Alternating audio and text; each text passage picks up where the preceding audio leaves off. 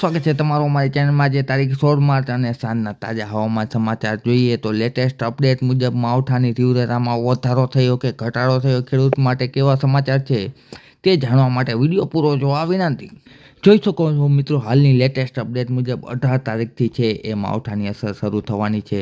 18 તારીખના રોજ પાકિસ્તાનના ઘણા વિસ્તારોમાં છૂટોછવાયો વરસાદ છે એ જોવા મળશે મિત્રો. સાથે સાથે વાત કરીએ તો 18 તારીખના રોજ વહેલી સવારના સારી એવી ઝાકર આવશે. આ ઉપરાંત 18 તારીખના રોજ છે એ પાકિસ્તાન અને ટૂંકમાં કચ્છની બોર્ડરની આસપાસના વિસ્તારોમાં હળવો વરસાદ જોવા મળશે. ગાજવીજવાળો વરસાદ પણ અમુક વિસ્તારમાં જોવા મળશે. ટૂંકમાં કહીએ તો કચ્છના વિસ્તારમાં છે એ 18 તારીખના રોજ છૂટો છવાયો વરસાદ જોવા મળશે મિત્રો. આ તરફ સૌરાષ્ટ્ર પર નજર કરીએ તો સૌરાષ્ટ્રમાં પણ વાદળોની જમાવટ જોવા મળશે અને સાથે સાથે છૂટાછવાયા વિસ્તારમાં છે એ ઝાપટા જોવા મળશે મિત્રો.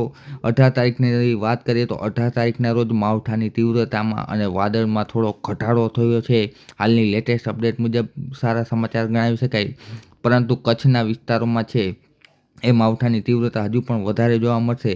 18 તારીખના રોજ રાતના સમયે તમે જોઈ શકો છો અહીં પાકિસ્તાન તેમજ કચ્છની બોર્ડર આસપાસ ભારે વરસાદ જોવા મળશે મિત્રો. એમાં પણ પાકિસ્તાનના સિંધ વિસ્તારમાં છે એ 2 થી 4 ઇંચ જેવો વરસાદ જોવા મળશે, જ્યારે કચ્છ બોર્ડર આસપાસ છે એ છૂટાછવાયા ઝાપટા જોવા મળશે મિત્રો. આ તરફ 19 તારીખની વાત કરીએ તો 19 તારીખના રોજ મુખ્ય અસર થવાની છે માવઠાની સૌરાષ્ટ્ર ગુજરાતમાં.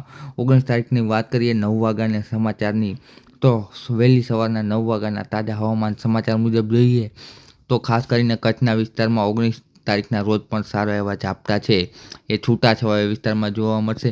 એ સિવાય ઉત્તર ગુજરાતના વિસ્તારોમાં પણ પાલનપુર સહિતના વિસ્તારોમાં છે એ છૂટાછવાયા ઝાપટા જોવા મળશે. આ તરફ આપણે સૌરાષ્ટ્રમાં નજર કરીએ તો સૌરાષ્ટ્રમાં પણ બપોરના સમયે છે એ ગાજવીજવાળો વરસાદ છે એ છૂટાછવાયા વિસ્તારમાં જોવા મળશે. જેમાં વાત કરીએ કયા કયા વિસ્તારમાં અસરકારકતા થઈ શકે છે આ માવઠાની: દ્વારકા, જામનગર, આ ઉપરાંત મોરબી, રાજકોટ, જૂનાગઢ, વેરાવળ તેમજ અમરેલી સહિતના વિસ્તારોમાં છે એ ગાજવીજવાળો વરસાદ છે મિત્રો જોવા મળી શકે છે મિત્રો.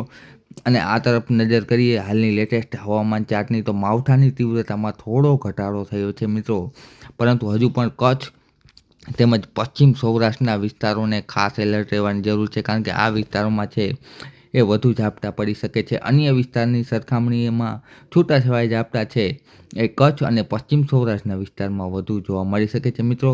હજુ પણ કાલે કેવી રહેશે સ્થિતિ તેને લગતી મહત્ત્વની વાત છે અમે આવનારા વિડીયોમાં તમારી સમક્ષ રજૂ કરતા રહીશું. માટે હાલ ખાસ કરીને કચ્છ, દ્વારકા, જામનગર, મોરબી, પોરબંદર તેમજ જૂનાગઢના વિસ્તારના ખેડૂતો માટે સાવધાની રહેવું જરૂરી છે મિત્રો.